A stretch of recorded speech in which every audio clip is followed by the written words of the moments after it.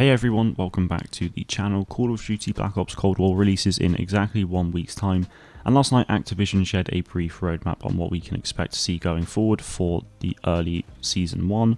So today I have that roadmap for you, as well as a ton of other details focusing on progression. Firstly, on November 24th, so a week and a half after release, we have a brand new look at everyone's favourite map, Nuketown, this time set in 1984.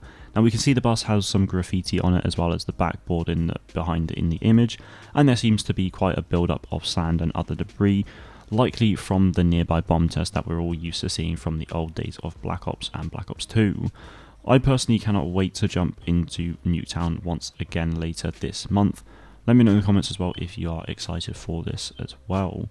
So jump forward over 2 weeks, we then have Season 1 beginning on December 10th, and in this new season we will see more multiplayer maps, modes, new weapons, new zombies modes, gunfight returning and much more, as well as a new Warzone experience. So let's take a look at the maps and modes firstly. This seems to be some sort of package extraction, perhaps it could be some secret files of some kind that the Black Ops team needs to extract, but either way it should be interesting, and obviously when we know more I will let you all know. The map shown seems to be some sort of shopping centre as well. We see the food court there at the back. Now whether that's a map in at launch, I'm not actually 100% sure, or is it teasing a new map that we'll see in the season.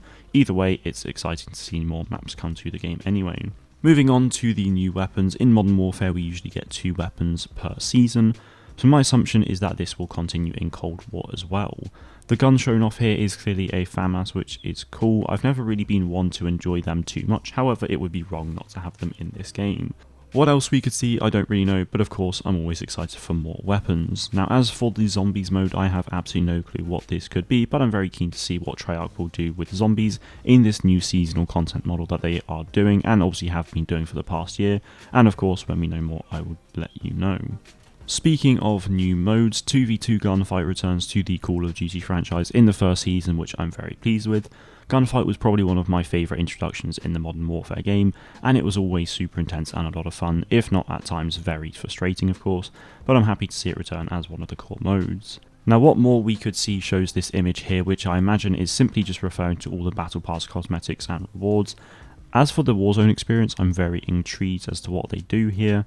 When they did the event for Cold War in Warzone a couple months ago, it was probably the best in-game experience that I've played, so I'm very interested to see what they do next and what heights they can do, well, especially with next-gen consoles.